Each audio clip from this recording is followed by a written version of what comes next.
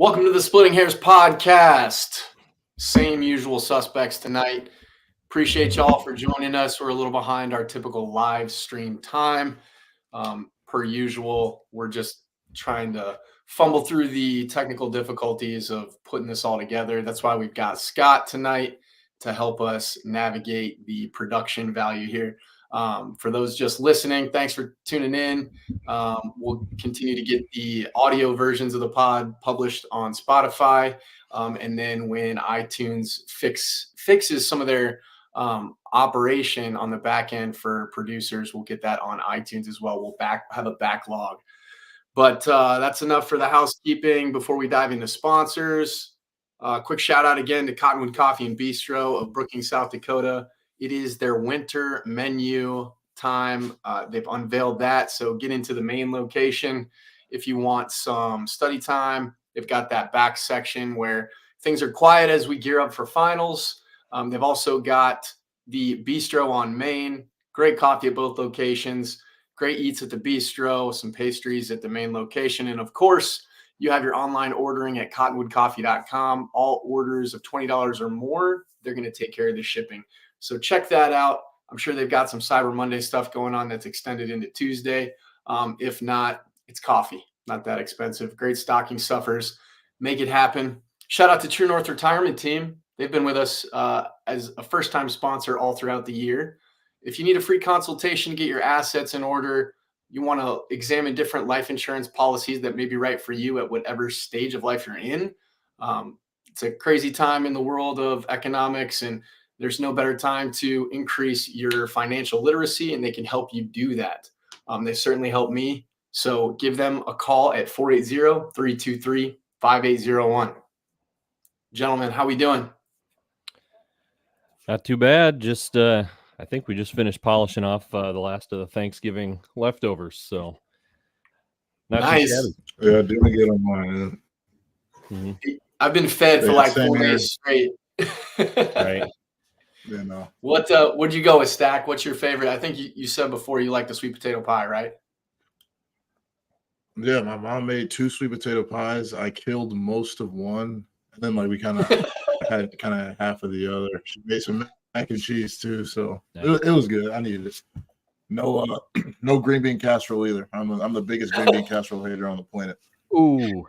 None of the white people food. I have a little bit of green bean casserole left, I might add, but definitely went with the ham first, and then we work our way back. Definitely into the starches, of course.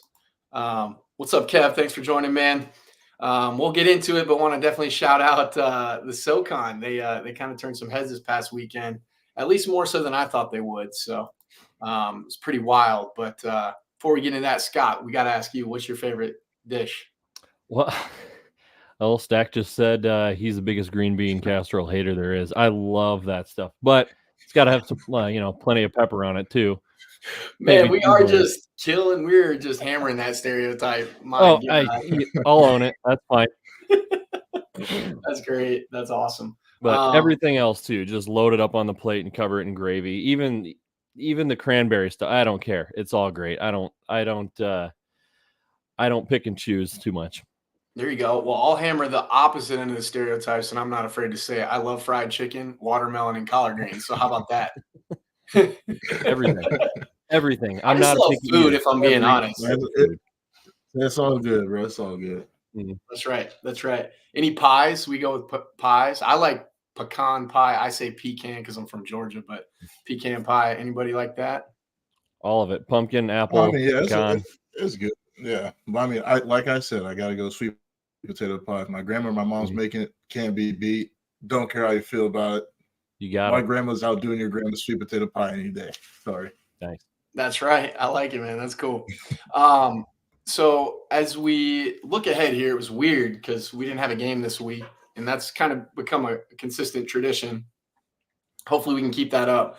But did you guys watch any of the playoff games? What were your initial impressions of the field, if so?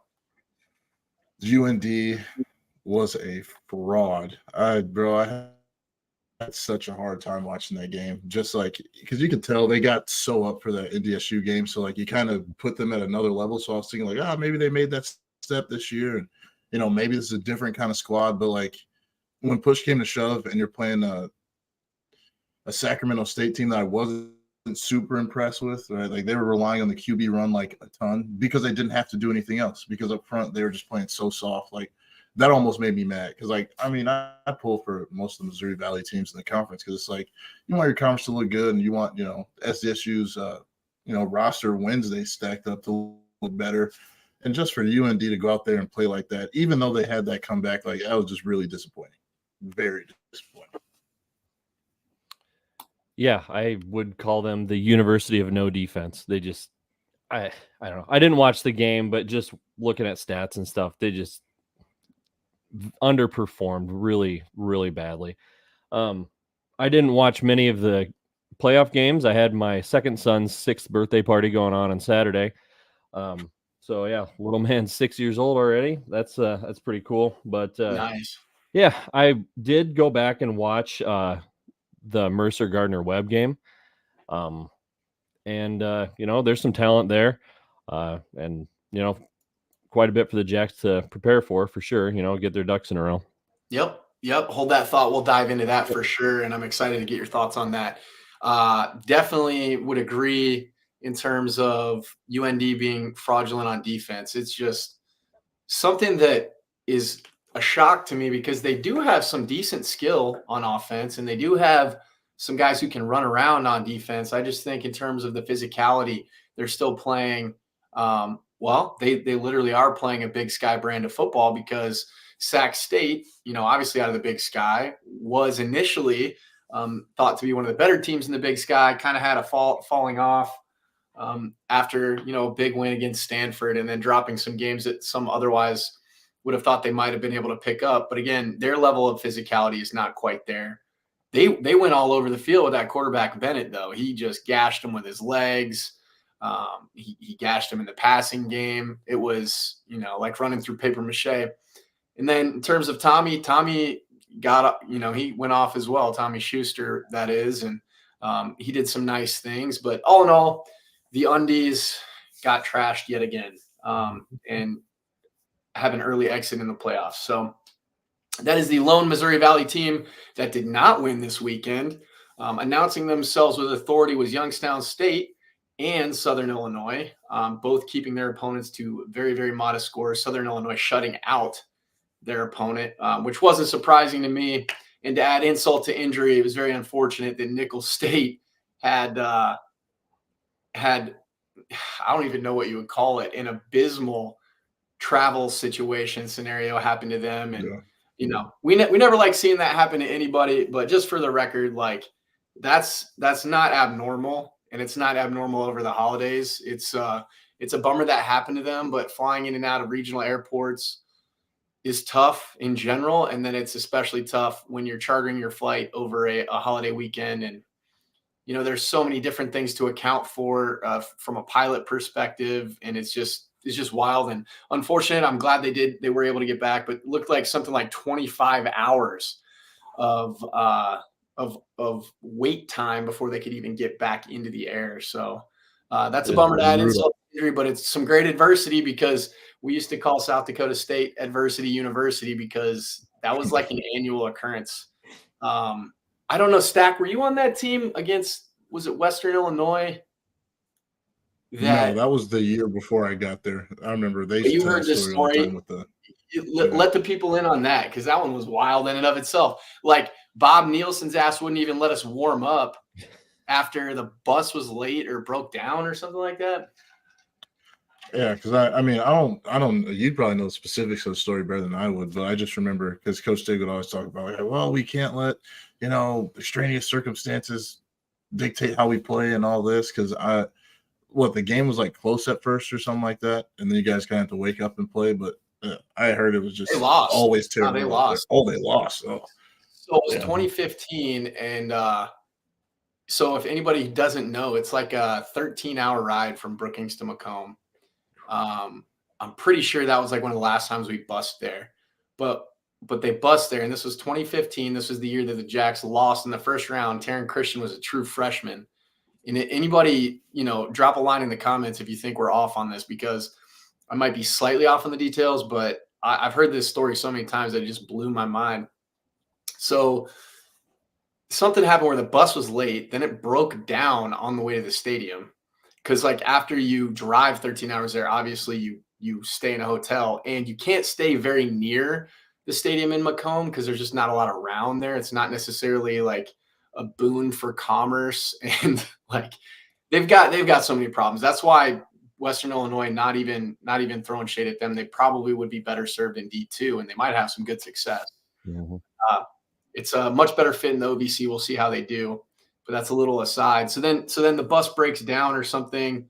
They get there and they're late. They get to the stadium right about the time of warmups. It's the last game of the year. If the Jacks win, they likely get a seed, and they ended up losing to Nielsen that year. That was the last time that Western Illinois was decent. I think even had a winning record, like 6-5, something like that.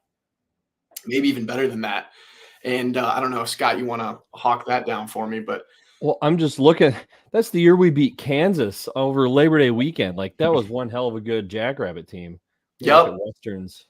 And it was the year, I think, if I'm not mistaken, that Luan got injured, so that Taryn had to come in. Taryn beat as a true freshman the number 2 team overall in, Illinois State. So, heck of a year. But anyways, just that's a digression from the reality of what happened to the Southland on it, to highlight Kevin's point. The Southland was a fraud, and boy, were they ever. I think they won that conference in a very suspect way too. So just too bad. Western was 6-5 that year. Yep. Must See, have been so pretty decent for them anyway. The old man still recalls. Yeah, it's better than what, 0-11 a couple years in a row. A little bit, yeah. Yeah. So, anyways, feel bad for Nichols because obviously you want to get in, get out, take care of business, let the chips fall where they may, but it didn't happen for them.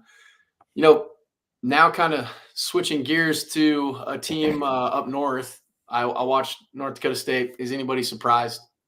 No. Yeah. Yeah. I mean, they kind of had me scared at first, though. Like that when they forced that fumble, and then like Drake scored first. I'm like, whoa, what's going on here? But I mean, I thought Drake came out to play, which is like good, and there's no moral victories. So like, I don't want to make it sound like, oh, well, you did a good job for who you are. But I mean, it was inevitable at that point. But they came out, they were juiced up, ready to play. But to some degree, which I feel like this is going to be a point later, right? Like you don't see teams like this a whole bunch, right? Like you're not used to playing guys like this big, this fast, this strong. Like at some point in the game, that's just going to be too much for you. Exactly. Just getting to some comments here, but no, I couldn't agree. Couldn't agree more. We'll veer off into this a little bit more, but I do want to touch on realignment because I think overall, you're starting to see a little bit of watering down of the subdivision, just from the standpoint of these other schools. They're going to need a little bit of runway to improve and get better and develop their talent, especially with you got guys at lower classifications like the FCS that don't have as many scholarships or as much NIL money as FBS, and they're looking to poach. Look what happened with Tucker Kraft. Really, really shocked that the Yankees even stayed. It's just one of those things where if people dangle carrots to 18 to 22-year-old kids, especially when those carrots are in the form of financial resources, it's tough to turn that down. And you're going to see that poaching start to happen more and more. I believe Cam Ward was a UIW quarterback, right? Mm-hmm. And then he transferred to Washington State, and now he has reportedly 10 $1 million NIL offers to transfer elsewhere. I think Miami was on that list. Ohio State was on that list. Some real blue bloods on that list. So it's just the nature of college football that we live in. We should probably maybe make a move to at least the FBS levels, maybe even trickle down where we're not tethering the academic part of it to the sports part of it, because if guys are just going to go ahead and get paid, maybe do a profit sharing model. And I know we'll get into that, but what are your guys' thoughts on the subdivision being watered down a little bit, at least from what we've seen in the field from the early round of the playoffs? I think to at least some degree, I think a lot of the schools that are kind of like leaving, like as of recently, other than like James Madison, it's kind of like you're like you said, like it's about the money, and it's like, do we just kind of want to stick around? Like if we're really getting like crunched by these like top 4 teams when we play them, like when Delaware played SDSU the last 3 times, they just gotten mollywopped. So it's like, all right, the gap's not going to get closed like in a year, and the money's like right here. So like, I don't think that's a hard decision to make. Yeah, I would agree. I mean, the gap's not getting narrowed for them. They've had coaches leave, and then they've had like Rocco was their coach, and then Cardi comes in, and Cardi's trying to rebuild a program. He's trying to build momentum. He's trying to retain talent, and it just comes a point where it's like, okay, well, Cardi won a title at Sam Houston. Sorry, Stack, but which was whack, because we all know if Mark stays healthy in that game, that's a dub. And that's all due respect to Sam. They actually had a D that year. You know, it wasn't the Southland Conference. But I will say that, you know, when you look at the incentives, right? The incentives aren't there. And it is, like Kevin said, location. That's an East Coast school. And if you look into it, I worked for a tech company that was actually based out of Delaware. And when I used to see the filings of the company, or the company like EIN number, when you look online and it said a Delaware corporation, then you look at all the corporations that are actually registered in Delaware. It's like a tax haven for small businesses and entrepreneurial startups. And it's like, you look at it, you're like, okay, this state is operating on a different level when it comes to financial resources. And I think it's the right fit for them. I don't know that means they're going to be competitive. I mean, look at UMass, look at some of these other schools. I think honestly, Villanova would compete better than them at the FBS level. You know, they've certainly done so in the FCS playoffs. So that's my take on the whole thing. I don't want to see the classification get watered down. And it's like, no matter what, you're going to have cream rise to the top. There's going to be people like, you know, the NDSU, SDSU connection was not there when we first started. I mean, it was UNI. It was, I mean, who else was it? It was App State, Georgia Southern. Those were kind of the schools. And then, you know, new teams rose up, and it'll happen again. Sam Herder's right. And I want to see these D2 schools get creative, like your Tarletons, but Tarleton's using FCS as a springboard. And, to go to the CUSA probably, right? Correct. I think they're going to look to add them because, like Kevin said, it's location. Mm-hmm. If you can pull Texas money, Texas population, Texas TV market. Mm-hmm. I mean, it really is different out here because there's so many damn people, number one. And then there's so many people that financially care about football that they will throw money at it, and they will throw all their money at it. And then there's oil money, and there's ag money, and there's tech money, and there's all kinds of money. So I think overall it's going to take some time for the subdivision to catch up to those teams we lost. I mean, look at App State. App State, success at the FBS level. Look at Coastal Carolina, success at the FBS level. Look at basically all the Sun Belt is an FCS rebrand, right? It's the Fun Belt. It's great. That's right. That's why I'm like, hey, no, the most sincere form of flattery is, you know, imitation. Let's go Snow Belt. And let's wreck shop. But you know, to everybody's rightly accredited apprehension, let's slow down on this, because I think the dust is going to severely settle, and we don't want to be left out in the cold and get frozen, as I think Scott is here. There he's back. We were just saying at least you froze on my screen. Could be our connection. I heard you the whole time. So, but at any rate, we don't want to get frozen and left out into the cold and either make a jump too soon, and then we end up just right back where we started, but had to pay a $5 million exit fee. Yep. Delaware might be able to eat that due to some of the things that I've just mentioned, but I don't. You know, South Dakota State's got money, but I would hate for us to do that. But any thoughts on the whole reclassification competitive situation? And I think I saw somebody say, I don't know who it was on Twitter, but where they said, like your teams like UNI and the USD had a good year this year, but like UNI, USD, Illinois State, like some teams got to like step it up. You know what I mean? Like because like in the past, I believe like, at least when I was like younger, the issue. Like a lot of those games were like competitive, right? Like, I mean, well, even last year, the UNI game was close and the Illinois State game was close, and maybe it's just looking like that this year because the Jacks are this good and they're just doling out just like whoopings on everyone. But I mean, I don't know, because it's hard to say, because like, is it their fault that the Jacks are really just that good? I don't know. Yeah, no, I mean, you bring up a good point, and it all boils down to what Kevin brings up here. There's a rule called the 80-20 rule, which is 80% of the productivity comes from 20% of entities within an organization or within a grouping. It's called the Matthew principle that derives out of the Bible as well, and it's called a Pareto distribution, to geek out on you guys. So essentially, if you look at, there's 24 teams in the playoffs, right?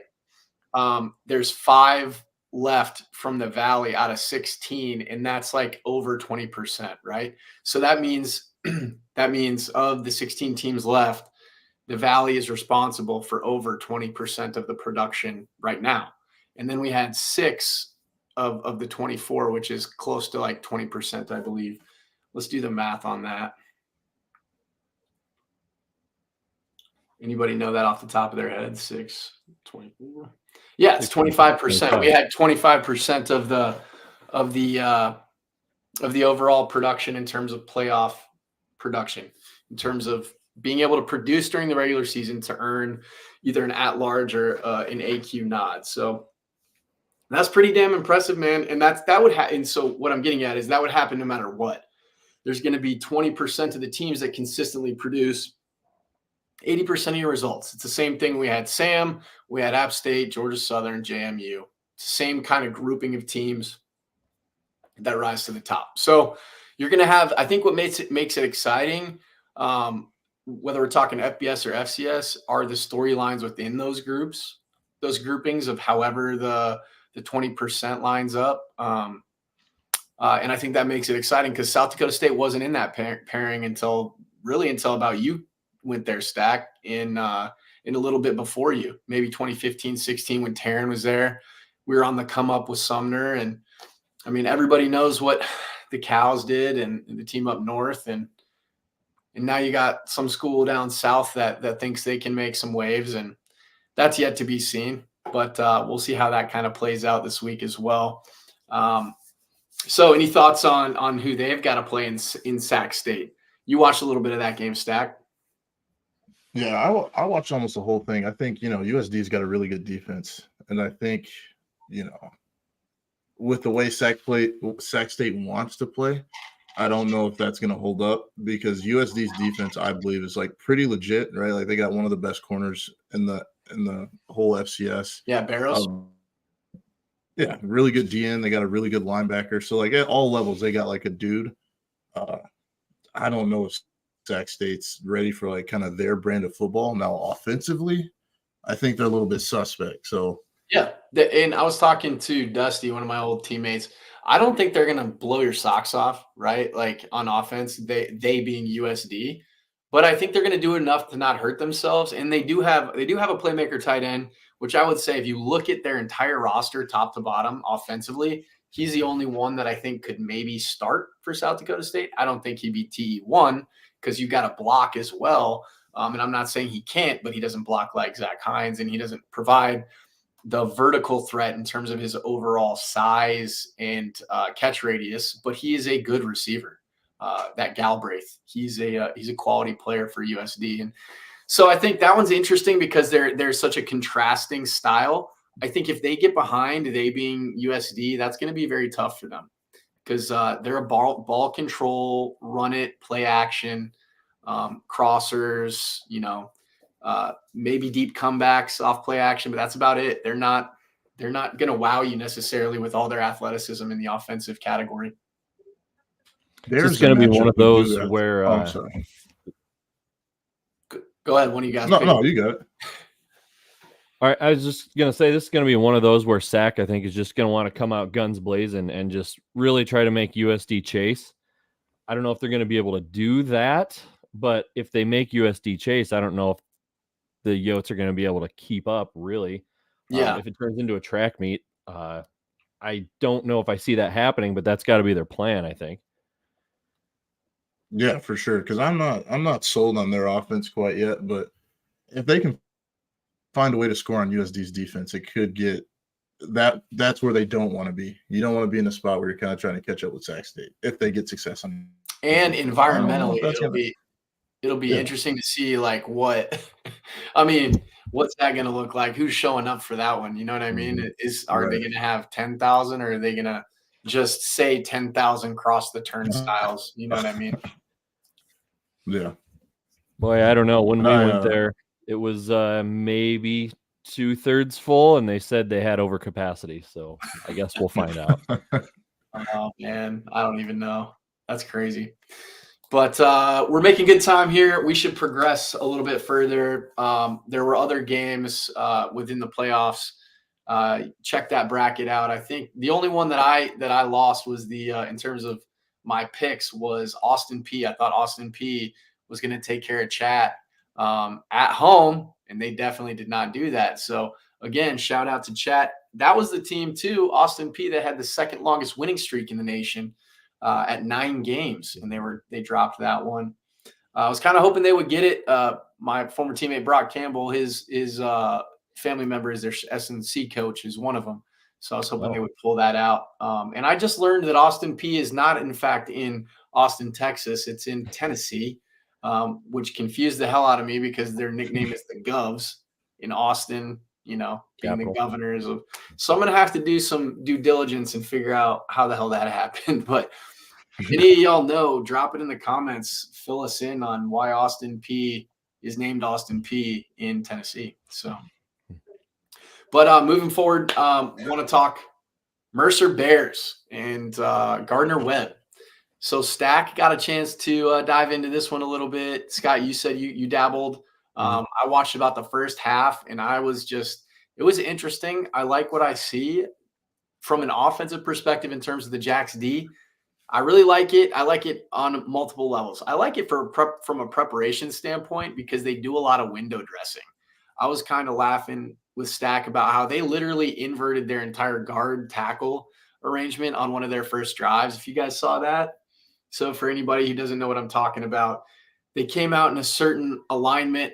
Then, it was a part of a trade shift in motion type deal where they switched the left side offensive line with the right side to confuse, to make play slow the Gardner Webb defense. And it didn't work. And then they had a really suspect punt. Gardner Webb was set up in great field position, made a couple nice plays, then decided to go for it on 4th and 2 from shotgun. And then they fumbled on a weird triple option situation. So it was very sloppy. What were our initial thoughts overall? I thought that Mercer kind of reminded me of a not in a bad way, right? And I don't want it to sound bad when I say this, but not a worse version of UND and kind of what they try to do with their offense, and especially up front, with their offensive line. I think their quarterback's a good player, but up front, man, I don't want to sound mean or anything, but our defensive line is going to eat them alive with the way that they play up front. They are going to get. I don't know what their coaches got to tell them before this game. I don't know what you go in there and tell your boys to say, hey, look, you got the baddest D-line you've seen probably in your entire life walking up next week. If they put on film what they're putting on film Saturday, it's about to be bad news Bears for them. I'm sorry. Even in pass pro, yeah, the way they wouldn't even move their feet sometimes in pass pro. They try and they did a full slide and they just turned their shoulders and nobody moved. I'm looking dude, if this is Kate Trevere or if this is Ryan Van Mar right here, brother, I don't they're just gonna have to turn around and tell the quarterback, hey man, watch out. That's all it can be at this point. But I think up front, they are against our D-line, they are outmatched. And I don't mean that in a disrespectful way at all. Listen, we're not trying to disrespect anybody. It's just it comes down to the proof is in the pudding here. And I think what it shakes out to is they're going to have to beat us with scheme because they're not going to beat us with talent or experience. and they're not going to beat our home atmosphere, especially even I know it's going to be. That's the other thing we will get to, but it's going to be cold for their liking, right? It's going to be in the high 20s, low 30s, right, Scott? Yeah, I think like mid-30s. I was on just perusing their Facebook comments on, upcoming game or whatever, and someone was like, "Oh, Burr, it looks like a balmy high temperature of 34." And I was like, "That's good football weather, man." It's perfect for the Jacks. And you know what happens? Proof is definitely in the pudding shot. But you know what happens when it gets cold? People play slower. Mm-hmm. They're more hesitant. So, and guys, if you show up to this game, like if you show up early, right, for pregame, if you see anybody with their shirt off, it's over with. It's over with. No, why is it over with, Stack? Let them know, Stack. Why is it over with? You're trying to overcompensate. If you show up to Brookings and you're from a warm state and you show out there with your shirt off, like we playing this every day. So like we don't got nothing to prove. I'll wear my long sleeve. I'll wear my t-shirt. I'll wear my hoodie. But if you come out here with your shirt off, I'm like, he's thinking about it. I'm like, he's terrified of the cold. Because then you're prioritizing weather over production. Yep. And that's not how you go about it. It's the same thing we were talking about last week. There's all those studies that come out of when fighters are doing a stare down, the one who's smiling and yelling, that's always the one who gets KO'd, man. Miss me with that garbage. You're terrified. It was 60. And it was 60 there where they were playing and they were wearing sleeves. Exactly, Dan. So don't come out here and posture. Come out there, try to execute so the fans can all get a quality played football game. And let's see what you got. That's what I want to see. I want to see if Carter Peavy can rise to the occasion at quarterback and leverage some of this talent that he's got on the outside, because I will say that Ty James is going to be a challenge. I mean, he's a challenge for anybody. He's a great. He looks the part. He looks like a pretty damn good player. He is a damn good athlete. I mean, he's a nationally recognized athlete here. And, Wooten's got some swivel too in terms of their running back. I think, 7 receptions for 100 yards is a nice little day. So, I mean, granted, Dyshawn Gales, Dallas Beanham, those guys are going up against the Yankees and Griffin every day in practicing. So they've got a test now. Ty is much more of a fleet of foot, maybe burner type receiver. So I'm excited to see. Yeah, it's a great point, Dan. I'm excited to see what their talent translates to on the edge against Dyshawn, because Dyshawn feels that ticking, right? The ticking. His college prep career is starting to dwindle. And when you get a man who plays with the physicality and violence and controlled aggression that Dyshawn Gales plays with, and you match him up with another dog, that's what I'm excited. This will be fun to watch. I'm excited. It's going to be, get your popcorn ready and definitely get your Jello shots in, your pudding shots, your whatever type of shot you need to stay warm, and then go cheer loud, man. Because there's $10 tickets this weekend. Yeah. Cheap. Yeah, I think they start at $10. Bleacher bums. Let's go. $10 tickets, bleacher bum deals. Get your tickets. Go support the Jacks. There's only a few left. And for real, with all the realignment, it's a time that you need to get in there and support the Jacks and recognize this might not be around for much longer. We were able to kind of weather the storm of certain portal issues. We had a lot of guys come back that were true to the blue, and I don't know that'll ever happen again. So appreciate that while it's here, and let's finish what we started, because there is plenty of unfinished business, and there's going to be some talent on the other side of the ball coming into town. Just kind of giving you an overview of Mercer. You guys have any other final thoughts while I pull some of this stuff up? I thought defensively, I thought they were pretty solid defensively. Actually, I wasn't super blown away by their D tackles. I thought they had like 3 good DNs. I think one was like number 40, and one was like number 11. Those guys had good juice off the ball. They looked like they could, they had some moves to them. They're not just leaning on guys. Linebackers, I thought they played well. I think a lot of times they got pressure was on linebacker blitzes when they were walked up, or I think there was a couple corner blitzes too. Their corners looked physical, they could fit some if they had to. So again, you're not playing against the Jacks, but I think their defense is a tough-nosed defense, and they're not. I would be surprised if they were to shy away from the physicality that we're going to bring to the game here Saturday. Yeah, I think defensively that's going to be where their stronger suit is. Kevin would get at me till he's blue in the face if I didn't mention it. I mean, the Wofford or the Wofford, not the Wofford, the SoCon can play some offensive football now. They air it out. They definitely sling it around. Stone would let me know that as well. Dan brings it up. It's a great point that they do remind me of a little bit of a smaller, leaner, quicker offensively team than Missouri State. Missouri State's got some athletes. And I think that what you're going to see is some ability to try to at least put up points and drive the ball downfield from an offensive perspective. And defensively, they're facing offenses in the SoCon that air it out a lot. So it'll be interesting to see how they do against a run-heavy team. So against almost a team that's transitioning away from that run heaviness, but still does quite a bit of it, is Wofford, and they held them to 17 points. And that was in October-ish, so it's like kind of a decent mark. Now Wofford only won one game. They beat Furman. So not necessarily a team that we want to like measure against, but they did beat Furman, and Furman's a seeded team. They beat Furman without is it Huff? I think they beat Furman without Huff, Tyler Huff. Yeah, they did. Now, Furman is another good measuring stick, though. Furman will air it out, and Tyler Huff played in that one. And they beat him 38-14. Early on in the year, that brought the Paladins to 3-1 and the Mercer Bears to 2-2. But, I think they're going to go as far as Carter Peavy can take them. I'm curious to think El Cid, you get a "the" in front of the name too.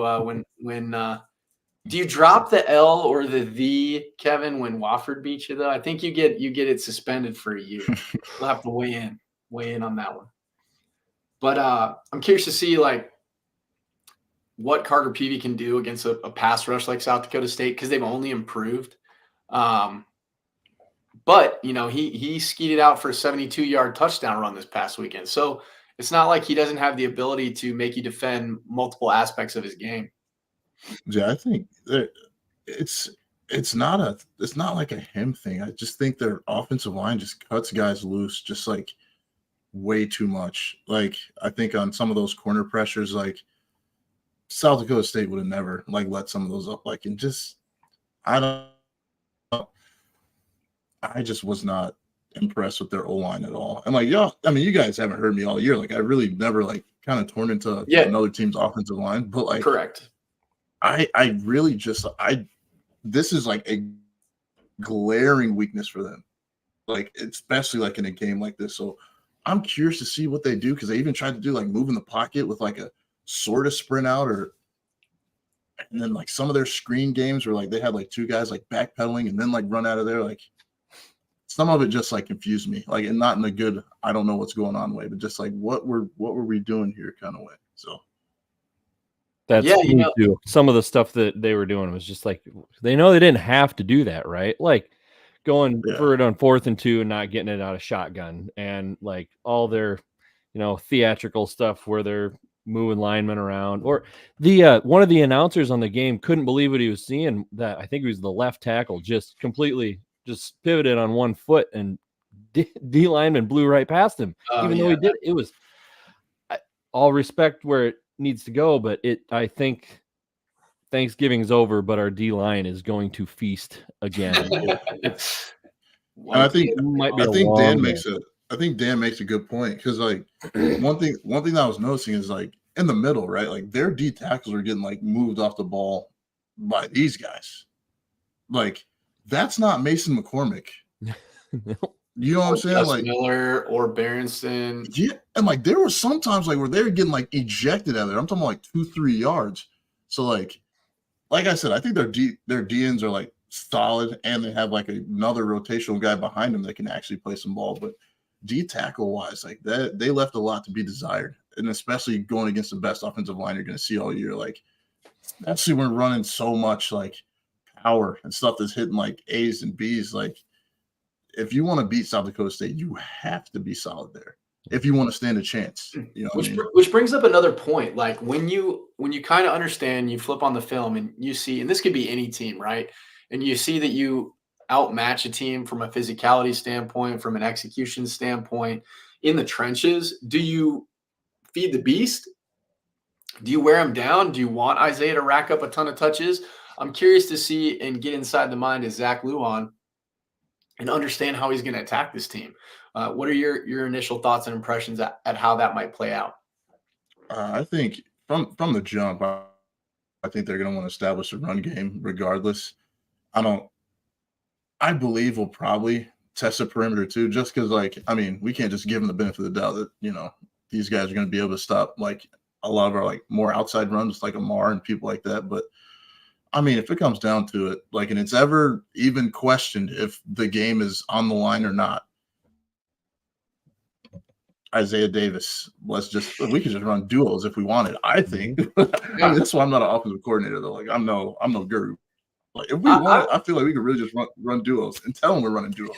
Say, do something about it. I would love to see just for it to just be absolutely absurd, throw out Chase Mason first series and just run quarterback lead, quarterback power, RPO, and have no pass called, and just run Chase Mason for an entire series, and then throw Mark out there the next series as a start, and then just have him do different things like that, and then maybe open up the passing game. Just to do it, just to force them to have to tackle a 6'4", 235-pound, 240-pound quarterback plus Isaiah Davis. Oh, and then, hey, we've got Amar Johnson. And then, hey, you know what? You got to defend the pass with Jaden and Jackson Yankee. And here's Mark. Here's the offensive player of the year, co-offensive player of the year in the Valley. You saw our other co-offensive player of the year in the Valley. Now deal with this problem. Yeah, it's one thing when it's we're playing Valley team, the guys kind of know you a little bit, and we're like, man, what do you do from a coaching perspective when it's when the gap is kind of a little bit bigger, physically, then it just becomes just say your prayers the night before, follow the game plan, let's pray something goes right. At this point. And it's worth mentioning too, we've been off a week, right? There might be a little bit of rust initially. Great teams historically don't have that. And I think last season, the first playoff game wasn't it against Delaware, and we beat the brakes off them? Yeah, it was Delaware. Yeah. And then the next game was Holy Cross, and it did not look awesome. It was quarters. Yeah. And then the semis. Obviously, we know how that played out in the semis. So yeah, I think it'll be interesting to see if we can do what we did last year, come out with little to no rust in this opening game. Hopefully not have a Holy Cross reboot. But then again, Sluka is there was no defense for that. It's just hey, I'm a really damn good football player. Go stop me. Sluka's going to be in the FBS next year, and he's going to do some interesting things there as well. Similar to what Cam Ward did, only he can run the football, very similar to what we're talking about, Chase Mason and Mark, with a little bit more probably speed with the ball in his hands. But yeah, man, I think it'll be interesting to see that. And then our guys get back healthy. Bach probably benefited from a little more rest. Stephen Arell, he hasn't played in a minute, right? I think he's been a little in and out of the lineup. And, we've got offensive linemen Stack. You can really speak to this because you played deep in the playoffs multiple times. But talk about the benefit on your body to rest a little bit as a D lineman going through the grinder of the Valley play. Yeah, for my last couple of years, sometimes you hit that gauntlet where it's you and I, NDSU, and it's all right, we're taking games where we're just taking double teams the whole time, and they're trying to grind on you, and it's getting rough on your body. And I think our coaches always did a good job of our bye weeks weren't at least our Thanksgiving bye weeks weren't yes, let's just destroy each other since we don't have a game this weekend. It was really just about getting your body back and kind of just staying loose and kind of, a little bit of preview of who we might play and that kind of stuff. But knowing Coach Rogers too, I'm pretty sure he's getting their bodies right, and the guys kind of got a whole lot of rest. So, I think that's huge for a playoff run like these guys are about to make. It's very important. And we revisited heavy fundamentals for our first practice post-film study. It was heavy fundamentals. Then it was kind of basic install, and then it was right into the game plan. So it'll be interesting to see how they use this time. What they've done during this time to come out there and play sharp like they did last year. Playing at home. The game's at 1 p.m. It'll be on ESPN Plus. Pretty wild to see Coach Eck got the ESPN2 game. That's it's gonna be fun to see. It'll definitely be a closer game than this one. So I think it'll be a closer than this one, but yeah, closer game than what? Than the one that we're about to play. So I mean, if I was watching on ESPN2, I wouldn't want to watch this. Yeah, and I think the pundits may have understood that. The following week, though, if we take care of business, we should probably get that ABC slot. I would be surprised if we didn't. I wouldn't be surprised if we had another Missouri Valley matchup here that week as well. It's looking like it could very well be Youngstown again, right? And, because I will never forget. I still think Villanova are frauds as well. There's a few frauds lingering around the playoffs here still. There's a few of them still kind of hanging around there. We're gonna see. Man. I mean, for sure. When we almost made the entire time zone gauntlet, when we almost made it through it your senior year, man, which would have been an absolute feat and a half. That I think it just got caught up to us in their scheme, to be honest, because it's the same team essentially in 21 that we beat the brakes off of. So minus Mark, man. And one thing that's hilarious that my guy Jacob of Cottonwood Coffee pointed out. Now, everything in context because the Vikings are an NFL team. But Josh Dobbs threw 4 interceptions last night, and Mark is averaging 3.14 picks per year in 35 games. And he is in 35 games, he's 34-1 as a starter in games he's completed or played more than one series in, which is almost all of them except for one. That's absurd to me. And that just shows you another thing. The reason the Jacks are successful is because even when he drives the ball down the field, he protects it.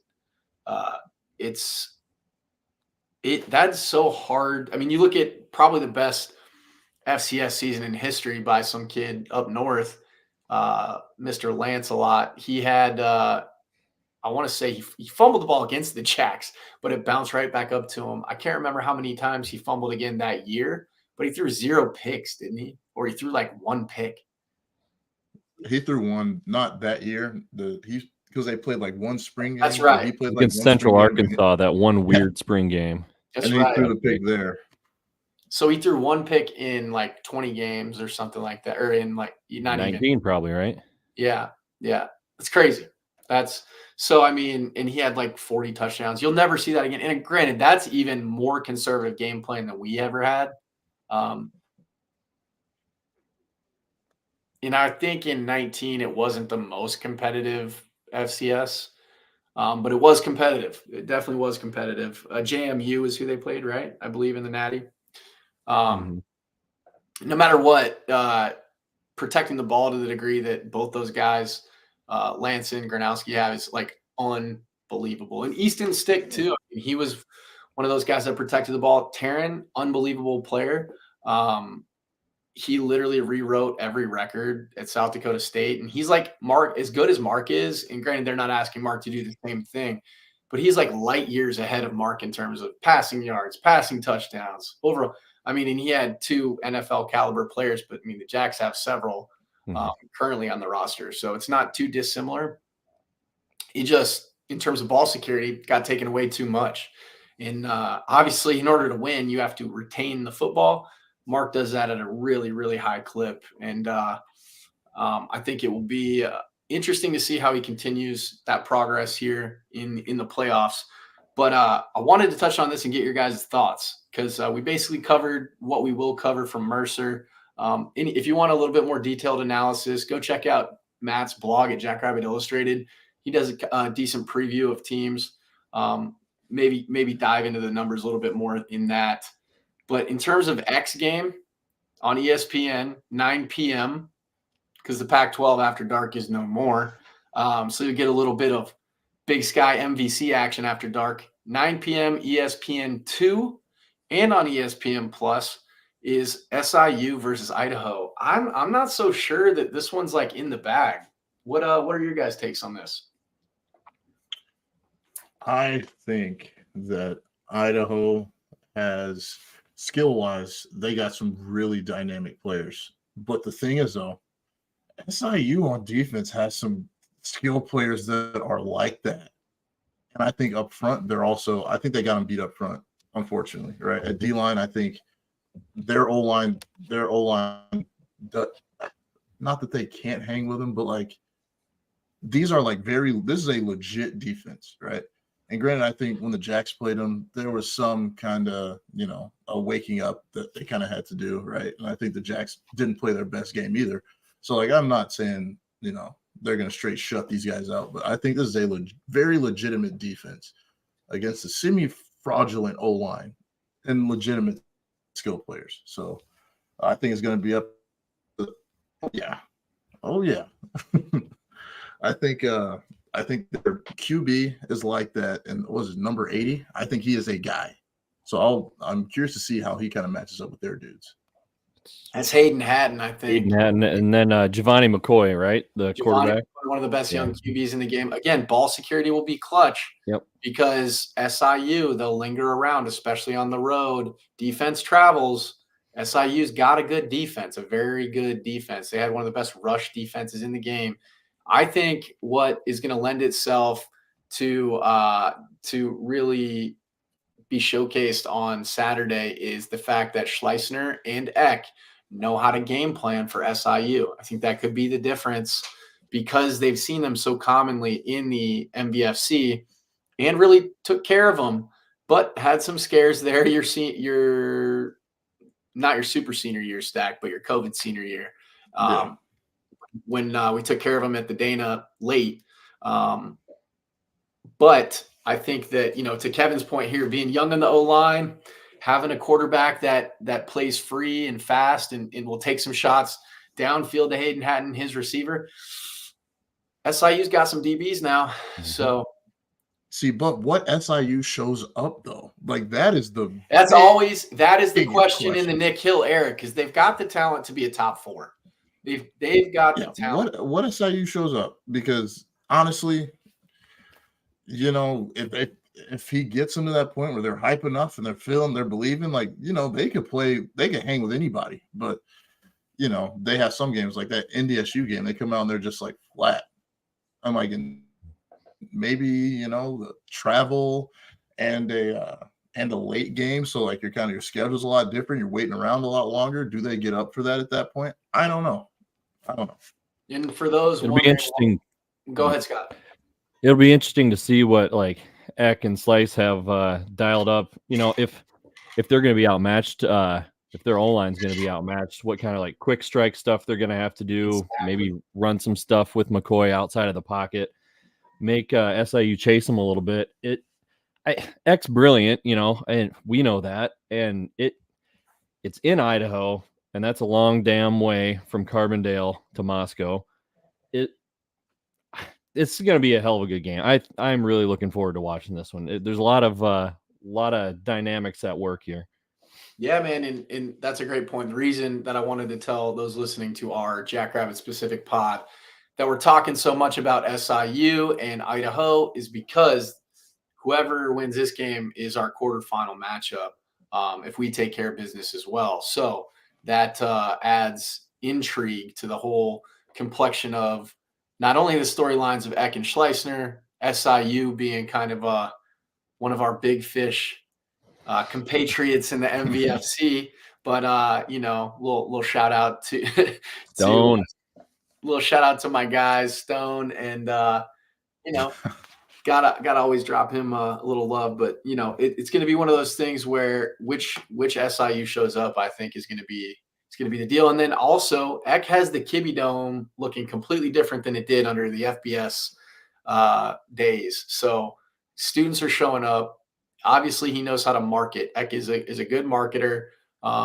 He's a good football mind. He's definitely an offensive mind. what type of defense will show up. I mean, they've beaten some good marquee programs in very short time in the Big Sky. So can they finish the deal? They got the seed, they got home games. If they win this, they'll be on the road to us, which makes for storylines on storylines on storylines. You know, that one will be front and center on ESPN. But man, I'm excited. So we should move in. Go ahead. Sorry, I just wanted to say I think what Dan said, that might not be his game plan. And I do think, you know, maybe, I mean, because Coach X is a smart dude, right? Like, he could probably sell you and use napkin if you want to. But I think, like, can you repeat that? You kind of glitched on me. I don't know if you glitched with everybody else, but I want to hear it. I said Coach X is a smart dude. Like, he could sell you a used napkin if he wanted to. Like, he's there. But I don't. With the way they play defense, I'm just not sure. Yeah. I'll be watching. I'm sorry. Let's continue. Yes. No, I was just gonna say, with that, we should probably move on to our assets of the week and then predictions. It'll be an exciting one. So starting with you, Scott, who do you got for your asset of the week on offense? Is it cheating to say the entire 605 Hogs group? Not at all, because we that's know what where I'm the game picking. is won in the trenches. Yep. In the trenches, it is won. So you're going with 605 Hogs? You bet. Okay. Stack, who you got? I'm probably gonna steal yours. I'm going Mark Gronowski. Well, I don't know. Yeah, that probably would have been mine, but because I'm a quarterback friendly guy. I had to be, because as an H-back, if you wanted the ball, you got to butter up the QB a little bit because you're just running arrow routes. Shout out to Tuck for housing his arrow route in Thanksgiving. I don't know if we definitely didn't cover that because he played on Thanksgiving. So shout out to Tucker Kraft of the Fighting Cheeseheads getting a touchdown on a nice little out route, well-designed play. I mean, I could take the low-hanging fruit and go Isaiah. I think they're going to be stacked against Isaiah. He'll probably still get his. So that being said, I'm going to go with Amar, because I don't know that he's really – I mean, he certainly is hit this year. And shout out to all the guys. We had 18 guys get all MVFC honors. 18 guys, so 9 on first team, 9 on second team. And then we had 3, I want to say, an honorable mention, with Mark and Isaiah being co-offensive player of the year in the conference. And so and Amar was one of those ones, I believe, made second team. He was first team all purpose. Amar was first team. Yeah. That's right. He should have been. I mean, because, like, if you take Isaiah off the team, I mean, he's fine. He's literally a first teamer, and everybody recognized that. I think he ate against Illinois State. I think he ate against – he ate. I'm just excited to see him have, like, that game stamp that he put on against in the national championship. I'm cool if it happens then. I think this could be one of them, though, because of his smoothness and fluidity and in being patient and then finding that open crease. So that's who I've got for my asset of the week on offense. And then shout out to Wildy, won newcomer of the year, or he got freshman?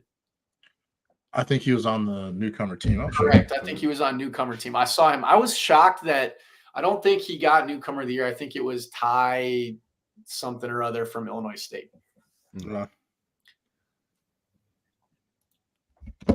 Yeah, he was just on the newcomer team. Yeah, shout out either way. That young man, like, if we had a need to use him more, I think that might have been one of those deals. But so moving on to asset of the week on the defensive side of the ball, Scott, who do you have? Cade Tervier, specifically. Stole mine, damn it. Who you got, Stack? Bad. You're still my second one, I guarantee you. So yeah, I gotta go Ryan Van Morrow. Okay, that's a good one. We're gonna go all D line because I'm gonna pick Brian Williams. Oh yeah, the Southern team from Macon. He's not too far away from Macon because he might be actually. I think he's near the Pensacola side, right? Is Mercer in? Mercer's in Macon, but Macon's not far from the border of Florida. Oh yeah, Florida and Georgia. Yeah, And I'm not quite sure. And I'm pretty sure Zach and B Will are from near the Panhandle. You have to hit him up and ask. I'm not sure. But with that being said, I think B Will is going to make his presence felt in the backfield. And who knows? I think all the dudes we picked might have their hand in TFLs and takeaways. So we'll just go D line for after D line. Might as well. Chain gang. Yeah. Chain gang's going to put them on lock. So I think special teams wise, I know who I got. Who you got, Scott?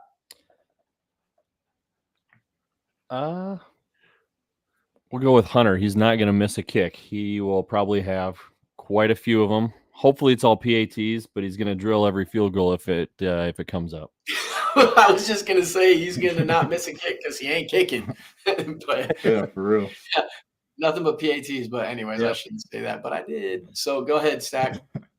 I got to go Tucker. I saw their punt return, a couple punt returns they had and as I was watching it, I was really if they do this with Tucker, this is going for 6. So that's why I was gonna. Maybe they clean it up. They put it on film. Maybe they clean it up. But if they don't clean it up, he's going for 6 of them. That's right. I was gonna pick him as well, but that's why I didn't say it. I knew you were gonna take him. That's right. Now I got to get creative. Let's see who I can pick. It's either going to be one of 3 guys on kickoff. It's going to be Juice, Spalding, or Francel. Those guys eat on kickoff, and I love watching it because it sets the tone. That is if Mercer has the stones to actually take it out and not fair catch it. I think it would be smart for them to fair catch it. I got to go with the law firm, though. I'm going to go with the law firm. Oh, yeah. Got to pick him. Again, Macon's near Florida, so it just adds a little juice, a little spice. The human hazard. Yes, sir. The human hazard? Yes. I love it. That's a great name. Playing against Graham is hazardous for your health. That's even better, man. That's better than the law firm, but I love it. That's a good one. Kevin says EWU Efton Chisholm is sneaking up behind B. Williams in the lemonade stand. Oh, yeah. We should give props to the lemonade stand, which is raising money for, Kev, correct me here if I'm wrong on this one, which is raising money for kids fighting against cancer, correct? Scott, are you tapped into this? I think that is correct. Let me see. Lemonade stand. Definitely, y'all, if you haven't, go check it out. I know Brian Williams on Twitter probably has something. Yes, Kevin says yes. So raising funds to help fight childhood cancer, more than likely. I know it's on Kevin's page at FCS Nation Radio on Twitter. Go check that out. There's more information there, but I know a lot of folks are competing. Great cause. End of the year. If you're trying to offload some funds on taxes, my Venmo is go to drop some coin to these causes, because obviously that's one of the most devastating things right there is childhood cancer. But I do know if you find Chad Myros, I know he likes collecting money for that. He'll give you a pudding shot, and then he might ask you to donate to that cause. It's a really good deal. He gave me a pudding shot, and he said, "Hey, you got any extra cash?" I said, "For what?" He goes, "For the lemonade stand." So I said, "Yep, I got $5 right here. There you go." What a lead in from Chad. Yeah. Hey, you got any extra cash? Yeah, I mean, maybe. Who's asking? Oh, you know what? That's pretty noble cause. So yeah, if you're tailgating around before the game, that's a good spot to go find.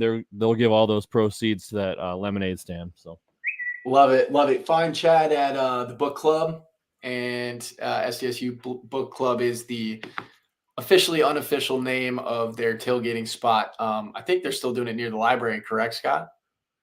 Yeah, just ask them. They're on Google Maps, so just search that, and it'll bring you right to it. Yeah, they're just north of the library, that North Library tailgating lot. So pretty easy to find. Love it. So again, just a quick reminder before we dip off or veer into predictions quick. $10 Bleacher Bum ticks. So definitely try to get those tickets. What a great time coming off a holiday just before we go into another holiday, just to catch a great weekend game. The weather's certainly not nearly as bad as it's been. And then when you're all huddled up together, drinking some adult beverages, it gets even warmer. Seeing some points rack up on the good side of the scoreboard. So get there, do that, support this squad, because as Chad said, to bring him up again, you never know when this is going to happen again with all the chaos that is realignment. So deep diving into predictions now. We've said our piece. We know the weapons that they've got. That said, all in all, I'm going to go 38-10 to be generous. 38-10, good guys. 42 zip. I got. He means it, and that the 32. There's a 32-point spread right now, so it's not too far off. 41-6. That's what I got. 41-6. All right, beautiful. Again, guys, thank you so much for tuning in and listening to us knuckleheads bump our gums for about an hour. We love covering football, talking X's and O's, the athlete pod for the athletes and fans alike. So we hope to add a little bit of expertise along with our tomfoolery. So appreciate you bearing with us. Again, shout out to our sponsors, Cottonwood Coffee and Bistro, Brookings, South Dakota. Check them out for stocking stuffers, gifts for the fam as we approach the holiday season here, because as men, we like to procrastinate. I admitted that in a whisper. So definitely do that. And then shout out to True North Retirement Team. If you're financially illiterate like myself, no better resource than to consult with someone who does it for a living. No matter what stage of life you're at, they can help you secure your finances and assets for the long haul. So check them out for free consultation, 480-323-5801. And fellas, with that, go big, go blue, go Jacks. Go Jacks.